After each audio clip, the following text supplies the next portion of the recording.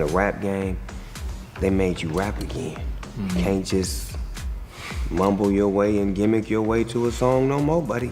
So thank y'all. The Grammy goes to, and the Grammy goes to, and the Grammy goes to. The Grammy goes to. The Grammy goes to Kendrick Lamar. That's almost trying to strike a chord, and it's probably A minor. Kendrick Lamar just took over the 2025 Super Bowl halftime show, and fans got exactly what they were hoping for. Well, almost. Fresh off his Grammy sweep, the Compton rapper hit the Humble, DNA, Euphoria, Man at the Garden, and Peekboo. At one point, he even teased the crowd, saying he wanted to play their favorite song, but hinted at legal troubles, likely referencing Not Like Us, his viral diss track aimed at Drake. Instead of diving into that one right away, he switched things up with Luther and All the Stars, where he brought out SZA to join him. Imagine hearing an entire Super Bowl crowd chant together to a diss track aimed at you. That must burn. What else happened and how did Drake take it all? Let's go find out. I'm like, I did it! SZA joining Kendrick Lamar during his Super Bowl 59 halftime show to perform their songs Luther and All the Stars. Kendrick Lamar, Duckworth, and Aubrey Drake Graham have disliked each other for a decade now, so we'll start with the Drake and J. Cole song, First Person Shooter, where J. Cole says he, Kendrick, and Drake are the big three of rap music. Now Kendrick responds and says there is no big three.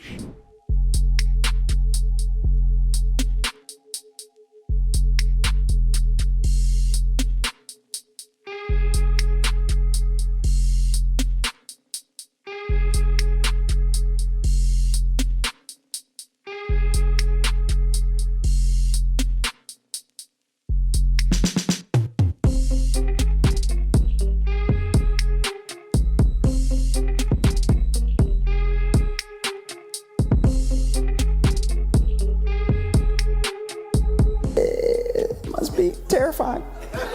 If you're Drake, to think that Kendrick might perform Not Like Us at the Super Bowl halftime show, one of the most watched events in television, period, might be him doing a song he wrote about you. He also subtly hinted that Drake was a potential performer for the Super Bowl next year, but they picked Kendrick instead. Kendrick's song list isn't confirmed yet, but there's a high chance that he's going to be playing one of his 5 disses at Drake at the Super Bowl at some point. Especially Not Like Us, where fans are saying that performing this in front of 150 million people worldwide would be the greatest diss ever. Leading up to the big game, fans had been speculating. He kept quiet about it in his pre-Super Bowl press conference, only promising a performance packed with storytelling. And he delivered, and his producer Mustard made an appearance too. Here are some of the most iconic moments that happened during Kendrick Lamar's halftime show. Before he even started performing, he was already taking shots at Drake because he wore a minor chain. He was also introduced by Samuel L. Jackson, and he commentated the whole performance as Uncle Sam. I think one of my favorite parts was when he brought SZA out. They performed All the Stars and Luther, and Kendrick's backup dancers formed a flag as he was singing Humbled. He then took another shot at Drake, saying, I want to perform their favorite song, but you know they love to sue me. A couple moments later, he performed the song everyone wanted, They Not Like Us, and the whole crowd in unison said A minor. A minor. Like the NFL purposely unmuted the crowd so we can hear that. And as he set the bar, hey Drake, I hear you like I'm young, everyone was talking about how directly he was looking at the camera and smiling. As this was going on, Drake's ex, Serena Williams, came out crip dancing to this song. And the show ended with lights in the crowd saying, game over. Salutations! It's your Uncle Sam. And this is the Great American Game. Then came the moment everyone had been waiting for. Lamar finally launched into Not Like Us. The stadium went absolutely wild. He didn't hold back, sticking to the song's lyrics and calling out Drake by name. But there was one noticeable change. He skipped over the controversial pedophiles line. That didn't stop the crowd though. When it got to the iconic trying to strike a chord and it's probably A minor line, the entire stadium screamed it at full volume. No doubt about it, Kendrick made history with this one. What are your thoughts about Kendrick submitting the song for the Grammys? Safe to say he got one. When I heard that, bam, bam, bam, mustard on the beat, bam, bam, I said, oh, he got one. He got one. Even if it wasn't even a rap battle, it would have been a super smash. Kendrick Lamar wasn't done with surprises. He even brought out Serena Williams. And yeah, the internet lost its mind. If you don't remember, Serena was rumored to have dated Drake back in 2015, so her appearance definitely had people talking.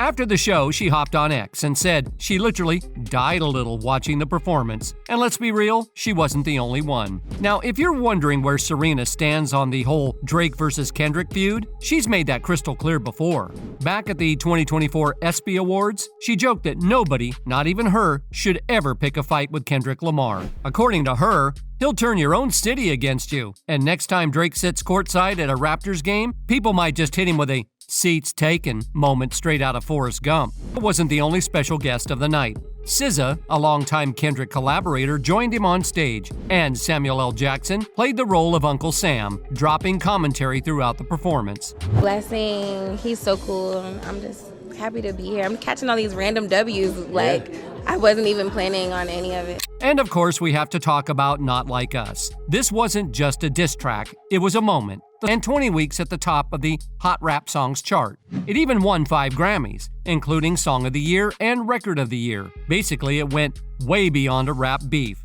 It became a full-blown cultural anthem. The Grammy goes to, and the Grammy goes to, and the Grammy goes to. The Grammy goes to. The Grammy goes to Kendrick Lamar. That's almost trying to strike a chord, and it's probably A minor. But with all that success came drama. Not Like Us is now at the center of a lawsuit from Drake against Universal Music Group.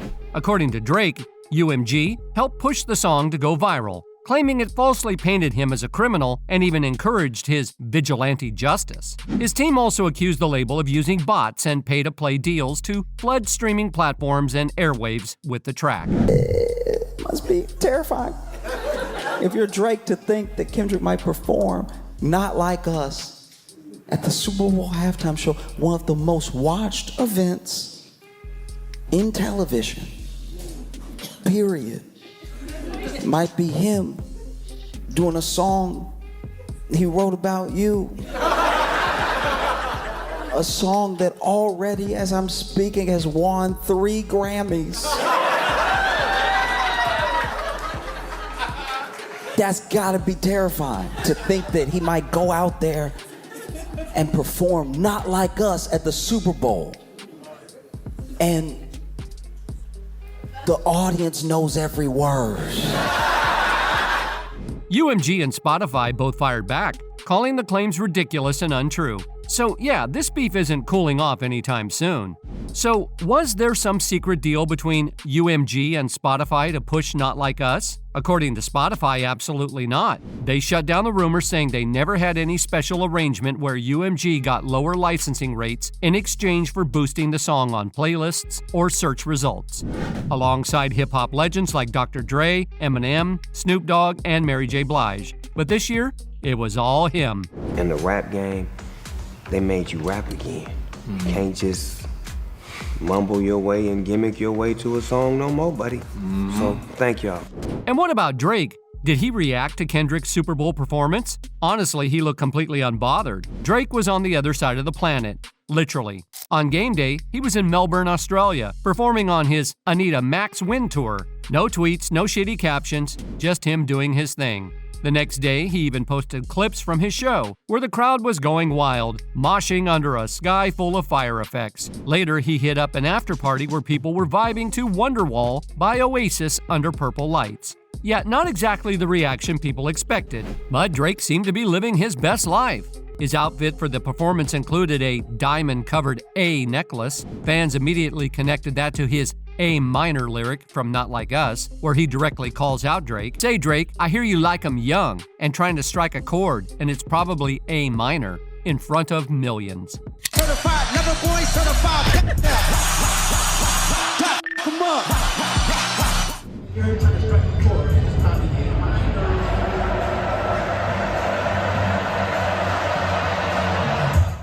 So while Kendrick took his shots, Drake's response was basically, "What beef?" Drake wasn't about to stay silent, at least not completely. He hit social media with a bunch of photos from a recent high-energy performance. But what really caught fans' attention? A close-up of his custom gold and diamond OVO owl chain, designed by Jason Arashaben. Now, he didn't call out Kendrick directly, but the timing had people talking. Fans saw this as a way of flexing his success and brushing off all the drama. But hold up. If you're just now tuning into this beef, you might be wondering, how did we even get here?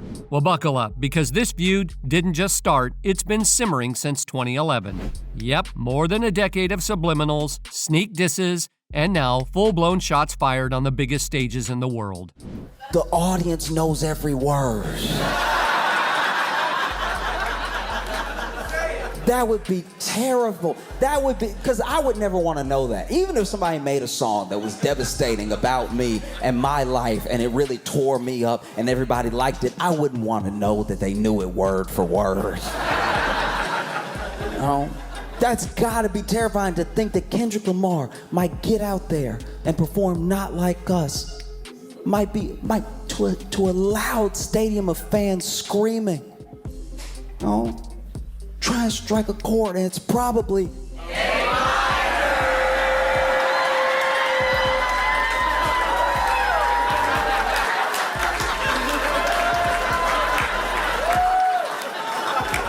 I think even scarier than Kendrick performing Not Like Us is the audience performing Not Like Us. Let's rewind. Back in 2011, Drake and Kendrick seemed like the perfect duo. They were young, hungry, and working together on music. Everything was cool for a while. But over time, that friendly competition turned into something way more serious. The moment that really set things off? March 22nd, 2024, when Kendrick dropped a brutal verse on We Don't Trust You, Future and Metro Boomin's album. Kendrick Lamar Duckworth and Aubrey Drake Graham have disliked each other for a decade now, so we'll start with the Drake and J. Cole song, First Person Shooter, where J. Cole says he, Kendrick, and Drake are the big three of rap music. Now Kendrick responds and says there is no big three, it's just Big Me, to which J. Cole drops a diss of his own and apologizes 3 days after its release. So y'all love Kendrick Lamar, correct? As do I. Formally exiting from this beef. For Drake's disses, he says Kendrick Lamar's son is not biologically his, that he's having relationship issues, and that Kendrick Lamar is physically abusive to his fiance. Now Kendrick calls Drake a rap colonizer, saying he just goes to black cultural touchstones to steal their slang and their accents to make music. Kendrick also claims not only is Drake a pedophile, but he employs pedophiles and also runs a operation through his home called The Embassy. As of today, Drake has been the last one to drop a response, but the overwhelming sentiment is that Kendrick Lamar has won this beef. November 2011, Kendrick lands a spot on Take Care. By 2011, Drake had officially leveled up, proving himself with Take Care. Among the big names he brought in was a rising West Coast star, Kendrick Lamar, fresh off Section 80. Kendrick was gaining buzz, and Drake gave him a major cosign with the Buried Alive interlude. Kendrick didn't take it lightly, even rapping about how Drake's OVO crew played a role in his come-up. 2012 to 2013, from collaborators to competitors. In 2012, Drake showed major support for Kendrick, bringing him on the Club Paradise tour alongside A$AP Rocky. At the time, Kendrick was still rising, but Drake believed in his talent, something he later reflected on in 4 p.m. in Calabasas, admitting that he had to fight to get Kendrick and Rocky on the tour. That same year, their collaboration peaked with 2 major tracks, A$AP Rocky's Effin' Problems and Kendrick's Poetic Justice. Both were massive hits, but what no one realized, these would be their last collabs. By 2013, things had shifted. In August, Kendrick shook the industry with his Control verse, calling out nearly every major rapper, including Drake. He didn't just name drop, he made it personal, saying he wanted their fans to forget they ever existed. So he did a verse on a Big Sean song called Control, but it blew up so much it became Kendrick's verse. It became the Control verse, which is crazy. And in that verse, he went at everybody. He called people out by name, you know? And he said, I got love for you all, but I'm trying to murder you. I'm trying to make sure that your fans don't even love you anymore. They love me so much. I'm coming for the crown. I'm coming for everything, right? And just about everybody thought that it was actually pretty dope. It was actually like, okay, hip hop as a sport, like hip hop as, you know, a fun thing, a contest to see. Drake, however, wasn't fazed. In a Billboard interview, he brushed off Kendrick's verse as just an ambitious thought and made it clear he wasn't worried.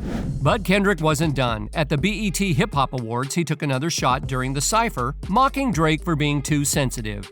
By December, Drake finally addressed the tension in Vibe magazine, admitting Control put him in a tough spot during his Nothing Was the Same rollout. But he wasn't about to engage in a rap battle just for the sake of it. He compared himself to Michael Jordan, saying he didn't need to play pickup games to prove his greatness. For now, the feud was one-sided. Kendrick was pressing, but Drake wasn't biting. Yet. Because Drake brought Kendrick with him on tour when Kendrick was like just starting to pop, but Drake was already a big deal, right? And it seemed like they were cool. You see these old interviews, they're in pictures together, they have such nice things to say about each other, and then along the line, something changed. Something happened. And we don't know what that thing is really, but they both started to kind of like go at each other in small ways. And some people take it all the way back to the Control verse. 2015 to 2016. Subtle disses, but nothing major. Over the next couple of years, the tension between Kendrick and Drake simmered rather than boiled over. Instead of direct shots, they threw subliminal disses at each other in their music. Kendrick took aim at ghostwriters on King Kunta, a not-so-hidden reference to the allegations against Drake. In response, Drake clapped back on The Game's 100, suggesting that he could have taken Kendrick's fans if he had stuck with conscious rap. Kendrick didn't let up, delivering more jabs on Dr. Dre's Compton album, especially on Deep Water, where he painted a picture of metaphorical drowning, a possible reference to Drake's struggles in the rap game. October 2023. J. Cole accidentally pokes the bear. Fast forward to 2023, and things were quiet until J. Cole unknowingly sparked something. He and Drake teamed up for First Person Shooter, a song that hit #1 on the Billboard Hot 100. On the track, Cole hyped up the idea of a big three in rap, him, Kendrick, and Drake, saying they were like the NBA's biggest stars. At the time, no one thought much of it, but Kendrick, he was listening. March to April 2024. The beef officially ignites. It all started on March 22nd when Kendrick Lamar set the internet on fire with Like That, his verse on Future and Metro Boomin's track. He completely shut down the idea of a Big Three, declaring it was just Big Me. He sent direct shots at both Drake and J. Cole, making it clear he wasn't here to share the throne. And in one of the hardest-hitting lines, he flipped Drake's For All the Dogs album title into a diss saying, "For all you dogs getting buried, there's a K with all these nines. He going to see Pet Cemetery." Just like that, the feud was officially in full swing. You watched the battle between them? Both of them produced material up to Stand It Faster.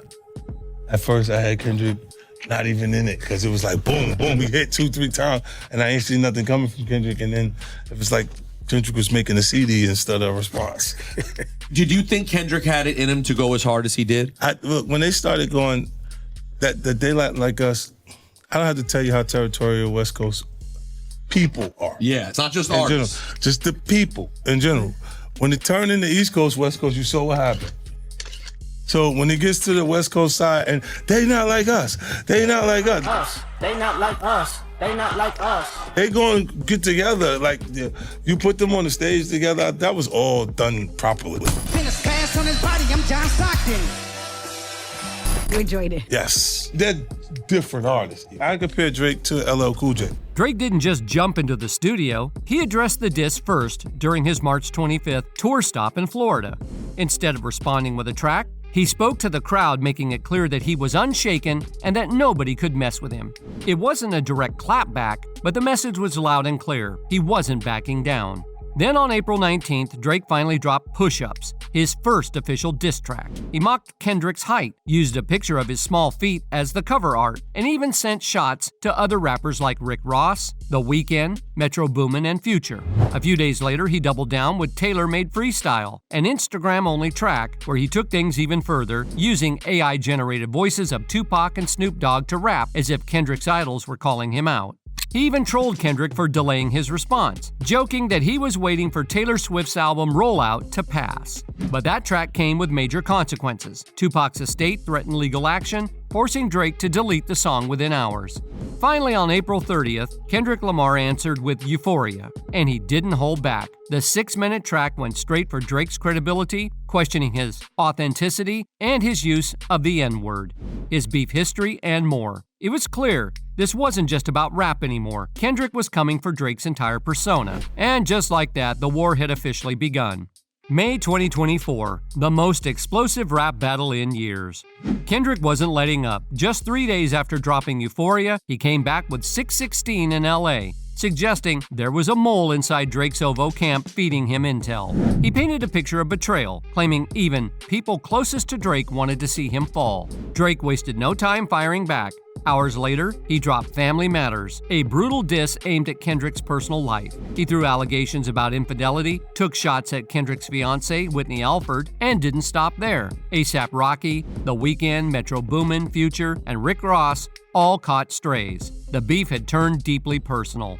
But Kendrick was ready. Minutes after Family Matters, he hit back with Meet the Grams, his most ruthless diss yet. He accused Drake of being a deadbeat dad, and even hiding another child. He also called out Drizzy's alleged struggles with gambling, alcohol, and dishonesty, laying out every accusation he could think of.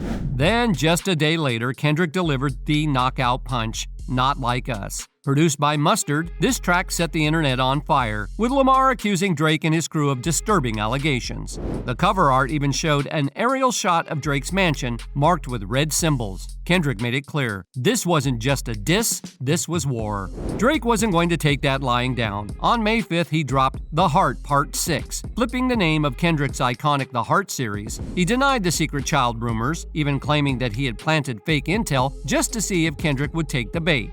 But instead of gaining ground, the response left fans divided.